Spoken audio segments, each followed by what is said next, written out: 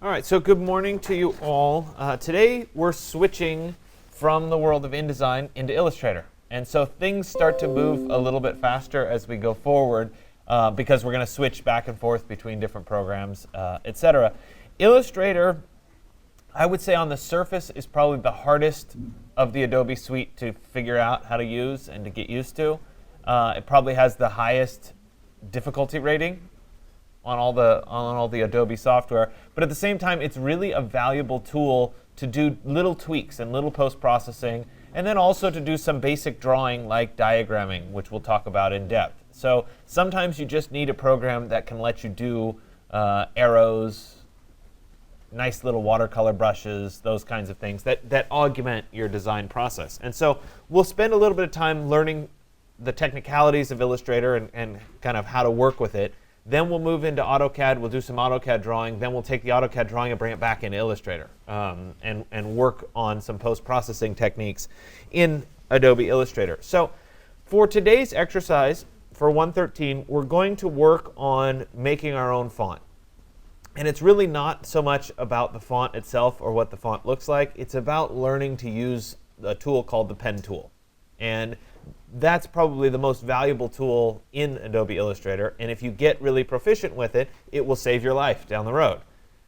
That being said, it's also really difficult to learn how to use it. So we're going to spend 2 days, and the fact that I'm devoting 2 days out of the 32 days we have this semester to this particular tool tells you how important I think it really is. And so we're going to spend 2 days working on it. We'll start today. I'll show you some of the techniques involved. Then we'll continue. We will do the entire alphabet, both capital and lowercase.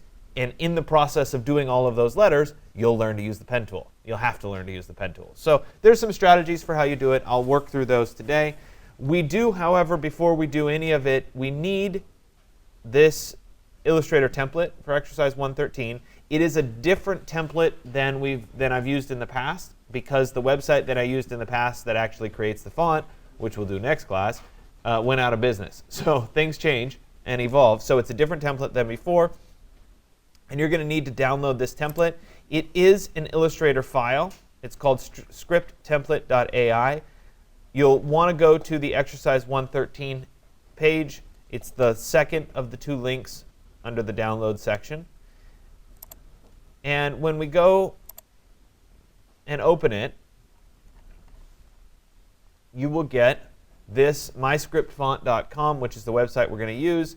And hopefully, you will all see some ghosted letters behind the little squares. On the projector, the letters never actually show up, so you can't see them on the projector, but they're there. They should be there on your screen. It just has to do with the contrast ratio on the projector.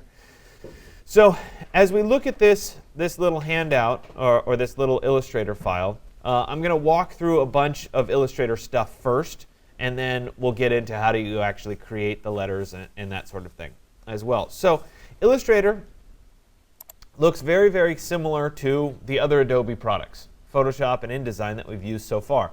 At the top here, we have our standard menu structure. It's probably most similar to InDesign in terms of where the options are. A lot of the stuff overlaps. In the old days, before InDesign really came into its own, a lot of layout work was done in Illustrator.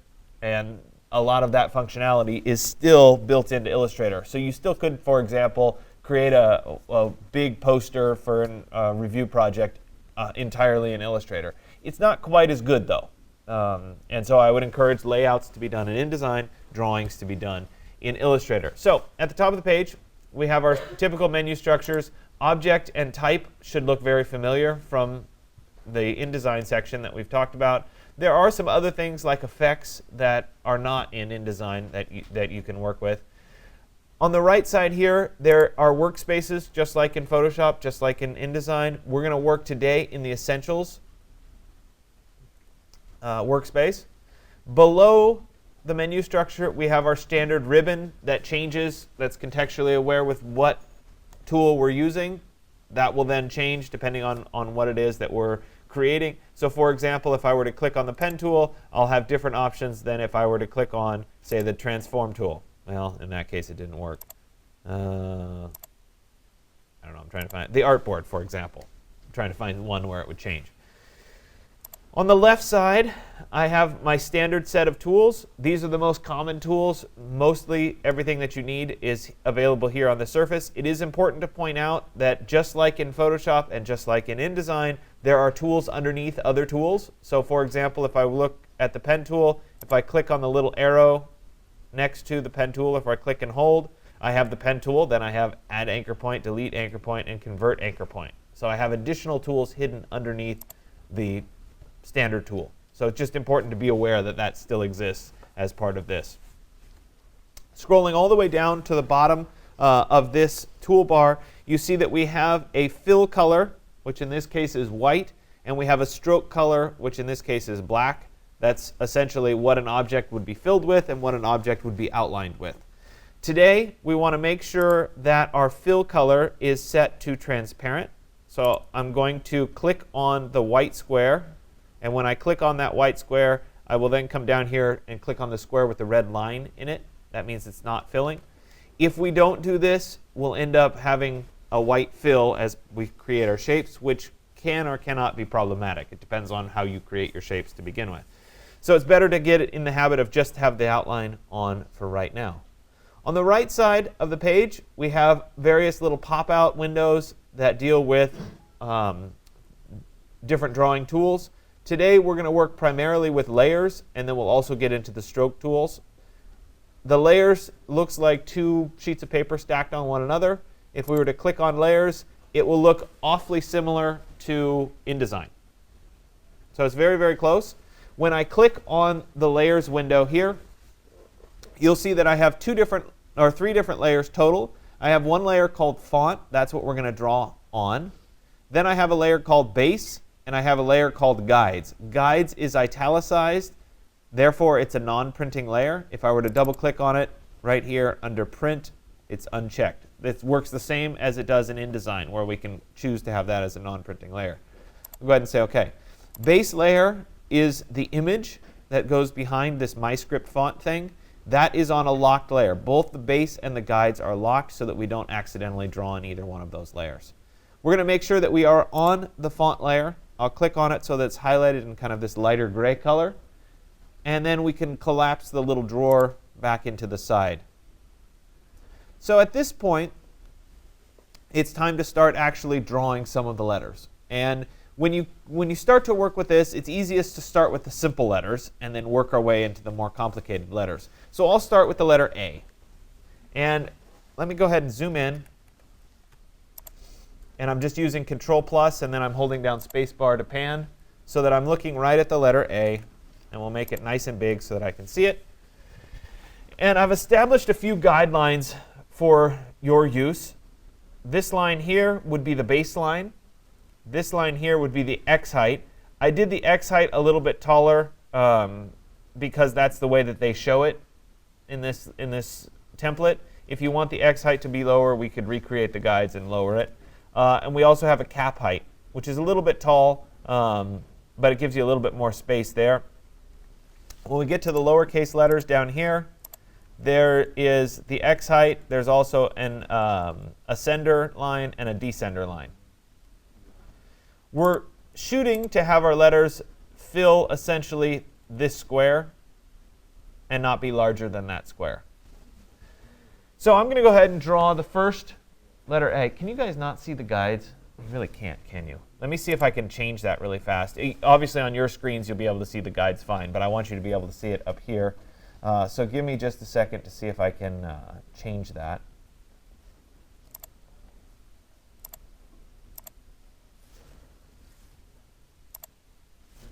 There you go. Now you can see it a little bit better on the projector. Sorry about that. Sometimes I don't look at the projector when I'm doing stuff. OK, so now I'm going to go ahead and start with the letter A. And so when I click or when I move my mouse over the guideline here, you see that I get a little green text that says guide. That basically means it's going to snap to the guide. So I'll start right here, and I'll then move up toward the top there. So I did a single click there. By the way, I picked the pen tool. I forget if I actually mentioned that I picked the pen tool. Pen tool, there's my first point. My next point is going to be right here at the top in the center. Oops, hold on a second. Start fresh. There. top in the center, right there, and we get the first part of the line. When I come back down on this side, I want it to be fairly even, and I'll go ahead and click one more time right there. Now, if as I create this shape, if it ends up being where it's not quite even, I can work with the white arrow, which we didn't talk much about in InDesign, but in Illustrator we're going to use that a lot. It's called the direct selection tool, and what that allows us to do is to select a single control point. So for example, I can select that single anchor, and I can move that segment of the line. So we'll get it back, and we'll get to where it seems like it's about even. There it is. Maybe that's out a little bit far. Pull it back in a little bit. There we go. I'll come back to the pen tool, and I'm going to draw across the shape. Now, one of the challenges here is if I click on the line itself that I already created, it will add an anchor point to the line. It won't let me draw a new line. So when you're starting to create cross lines, etc., start off and go over so that they overlap. And you can then come back with the direct select tool and move those anchors to where they rest on top of the line. So you draw the line a little bit big, and then you come back and do it. So now I have the basics of my letter A. I do, however, want to play around with some of the options relating to letter A. So what I'm going to do is I'm going to come over to my toolbars here and click on the 3 lines, which is stroke. And when I click on that, chances are it's going to look like this, where we have just a stroke weight at one point. I want to see more options, so I'm going to click on this little flyout menu. It's a downward triangle with 4 lines next to it. And I'm going to choose Show Options. Why Illustrator doesn't show options by default, I don't know. But when I show options, you see that I have the weight, but I have a lot of other information. So let's go ahead, and with the direct selection tool, I'm going to pick the top of the A right there. And you can see that it's highlighted by a little red square. Let me zoom in a little bit so you guys can see it even better. That little red square, I have that highlighted. And when I come over here to the weight, or to the stroke, I could choose how the corner occurs. So right now I have a strong corner, a pointy corner. I can miter the corner, which will round over the corner instead of making it a spike. Or I can clip the corner using a bevel, which makes the corner flat. Furthermore, if I were to pick the bottom, and I could hold down Shift and pick both bottoms at the same time, I can choose how the bottom ends. Is it even with the end point? Is it rounded? Or does it extend beyond? So I have 3 different options there. So there's really quite a few differences with how I can actually work with the line itself. The align stroke, I would have to select the whole piece, and it's not going to let me do it because it's not a contained shape. So we're going to keep it in the center for right now. So the point is to make sure that we carefully consider what our lines look like. And you can see that if I took this and I rounded it and I rounded the ends, the A looks very different than it does with straight ends. So I have to think carefully about what I want. Sometimes these caps and corners don't really give you the results you want. For example, sometimes people want the A to be flat across the bottom. Unfortunately, there's no way to do it with just stroke. It would involve creating a little box that would float at the bottom here, like that, flipping the colors so that it's a black fill, and then changing the fill to be white, which would give you that effect. There's no other way of doing it. And it takes that, and that's what you kind of have to do to create that. The reason I mention that is because it's a common request when people are working through this. So anyway, and then that obviously lives as its own little object that can be manipulated as well. So let's move on a little bit. Let's come over here to the letter B, and we'll start working with the letter B. So I'll come back up to the pen tool, and I'm going to start with the line that goes straight down. So I'll click on the top. Now if I want this to be perfectly straight, I can either carefully work with my mouse and make sure that I get that little green guideline, or I can hold down Shift while I do it, and it will be perfectly straight. Either way. Oh, it looks like I don't have a fill right now. Let me flip back and create a black fill. There it is. And if I come back to the top to start from there, I need to click the arrow, click off so nothing's selected, and back to the pen tool. There are keyboard shortcuts that let you switch between different tools. P, for example, will go to the pen tool. The arrow or the regular selection tool is V, so you can use P and V to toggle back and forth. I don't do that because you don't see me do that when I'm talking. So I make sure I click on the buttons, but there are faster ways of doing it. So I've started by drawing just the line here. Now I want to continue by drawing the top of the B. So let's go ahead and start right here. And you see when my pen tool moves over an existing line, when I get a little slash next to my pen tool, it means it's going to continue from that point. So if I were to click right there, my line would continue. I'll come over a bit and I'll draw a straight line to say there. Now I need to create the loop part of the B. And so to create this, if I were to just click in the center and then click back here, I'd end up with an angled B. But I'd like to round that B instead.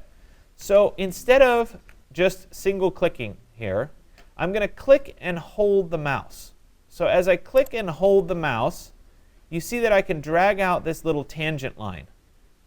This tangent line then represents the curvature of the line that I'm creating. The longer it gets, the sharper the corner. The shorter it gets, the flatter the corner. This will take practice to learn how far to let this extend out. So I'm going to end it right there. And I'm also going to hold down Shift as I create it because it'll help in the creation here a little bit. So we'll go to right there. There we go. And you see that it comes across, it loops down to my point, and now I want to come back. As I come back, I'm not going to click and hold this time. I'm going to just single click right there, and it creates the second half of my arc. Then I can come back to my path. I'm going to hold down Shift as I do this and create the last piece of that segment. Now I know that I make this look really easy, but I've done the pen tool for a long time. So it will take some time. Chances are, as you create this, it won't quite be right. The good news is you can always come back to the direct selection tool, the white arrow. You can click on that point again, and you get the tangent lines. And so you can, at that point, click on one side, drag and adjust. Oops. Sorry, my mouse is being picky right now. And I could drag and adjust and make it look however I wanted it to look. So let's create the bottom. I'm going to click off so nothing's selected. I'm going to come back to my pen tool. I'm going to start right here at the bottom. I'm going to go over. I didn't quite pick it. Sorry, I'm going to have to switch mice because this one is just being terrible. Oh, there it is. I have two mice plugged into the computer, and one of them was moving around on me. There we go. I'm going to hold down Shift to do a straight line segment. We'll go to right there. I'm going to click and hold at the second point and adjust my tangency like that. I'll click up here as a single point, and I've created the lower part of the B.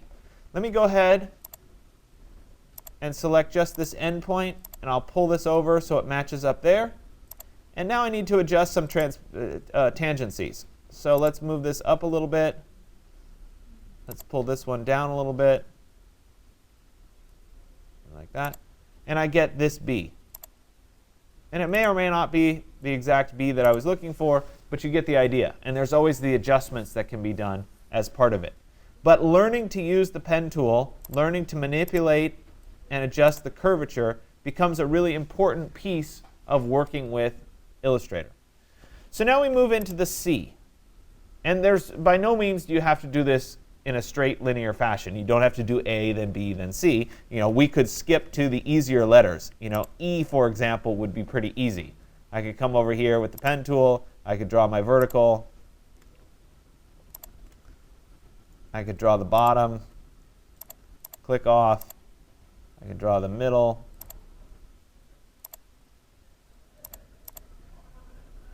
And I could draw the top. Something like that. Obviously, pretty easy letter. When we get to the C, however, using it with just control points, where I take the C, I start with the first point, I click and hold for the second point, I click and hold for the third point, I click and hold for the fourth point, and I end there. No matter how much I practice and I do this, it's pretty hard in one shot to get a perfect looking C because it's based on an oval or a circle. So instead of creating the C that way, I'm going to use an easier method here by coming to the pre-done shapes. It's underneath the rectangle, and I'm going to choose the ellipse tool. The ellipse tool will allow me to create a circle or an ellipse that I can then base my C on. So there's my circle, and it's just a matter of trimming out the opening in the C. So I'll go ahead, and to trim this takes a little bit of work. I'm going to go to my pen tool, and I'm going to click on the Add Anchor Point tool. So I clicked and held the pen tool to go to the Add Anchor Point tool. And I'm going to add an anchor point on this curve in the two places that I want to have the C end. So I'll pick, say, maybe there, and we'll come down and we'll pick maybe there. So I've created an anchor point on those two places. Now I can use the Direct Select tool, the white arrow, and select the point that is in between those 2 points. If there was not a point in between those 2 points, I'd have to create a third point. If I select it and then press the Delete key, I can get rid of that segment there. That is distinctly different from the Delete Anchor Point tool. So if I click over here and move to the Delete Anchor Point tool, it will get rid of the anchor point, but it won't get rid of the line segment. So I'm making sure that I select using the white arrow, the point in between, and then press the Delete key to make that go away. So to me, that's a much better and easier way of creating a C than to do it by hand. So if I move on into the D, I'll go back to my pen tool. We'll do a straight line from there to there. Then we'll go out straight a little bit, maybe to there. Click and hold right here.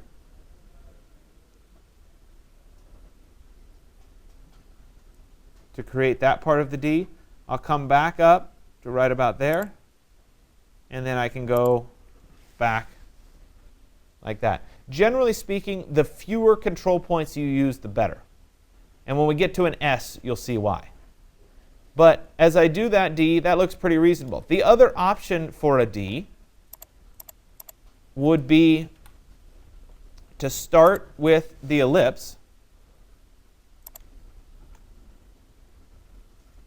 to create that half. Use the Direct Select tool, the white arrow, delete this segment, come back with the pen tool, come over, down, and back over. So two different ways of creating it. Either way is perfectly viable. I already did the E. Right? Maybe I want to stylize it a little bit. We could lower the E down, something like that. I could take the E, copy it, edit copy, and then edit paste. Put it over here for the F, and get rid of the bottom segment of the line here. So in this case, the bottom segment is attached. So I'll use the Direct Select to select that control point and then delete it. And so I end up with the F. So I just use copy and paste to create that. G probably would involve the circle again. There it is. This time we will create a control point. We're going to add an anchor point right there at the top. and right there. I will again use the direct select tool, the white arrow, to select the point in between. And I'll press the delete key. And now I need to continue with the pen tool from right here over to create that part of the G. So you see how I start to work my way through. So sometimes it's a combination of shapes, sometimes it's the pen tool. So let's jump down a bit, and we're going to find the S. And you guys don't, I would save the S for your last letter, because it takes the most. There's no real way of using ellipses. I mean, technically speaking, we could kind of create an ellipse and another ellipse like that, and maybe create something where the two work together. It's not quite right. So we're going to go ahead and do it completely manually, and therefore it becomes really the challenge. So let me go ahead, and I'm going to use my pen tool. I'm going to start right about here. I'm going to create a control point at the top by clicking and dragging to create the top of the S. I'm going to create another point along the side of the S right there. Another point along this side of the S. Another point at the bottom of the S. And another point where the S ends. So no matter how many times I've done this, I can never quite hit it perfectly. And so the key here is, after you get the basic shape, go ahead and come to your control points and make some adjustments to them until it starts to feel like an S should feel.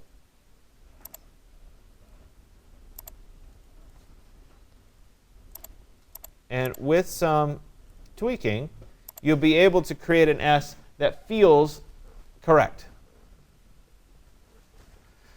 So as we look at these characters, we start with the uppercase, we move into the lowercase, then we move into the numbers, then we move into the special characters.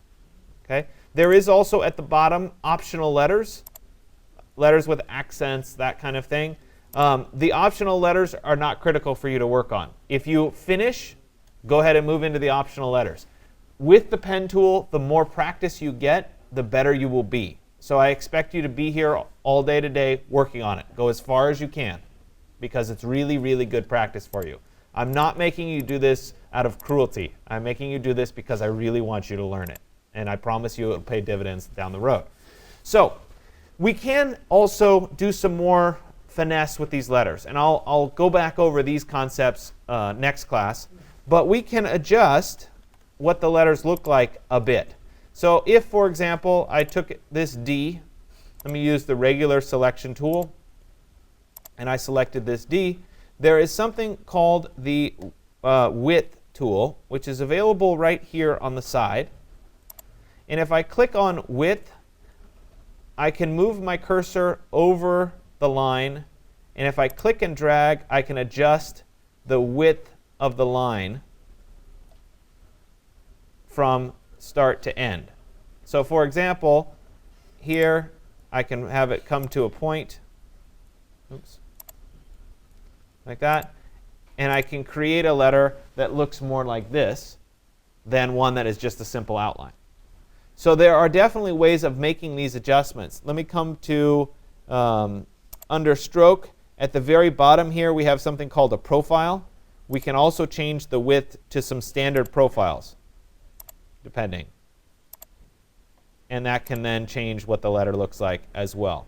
I don't want to overwhelm you with too many options. I'm not going to talk about brushes just yet. Next class, we'll get into the width and the brushes a little bit more so you can experience those as well. But I at least wanted to point out that there is some flexibility. So start today by trying to draw the shapes themselves, even if they're just simple outlines. And then next class, we'll get into some of the transformations of the shapes and changing the letter forms, etc. But if you start and have the letters ready, it's easier to make the adjustments to all of them than it is to do it as you go.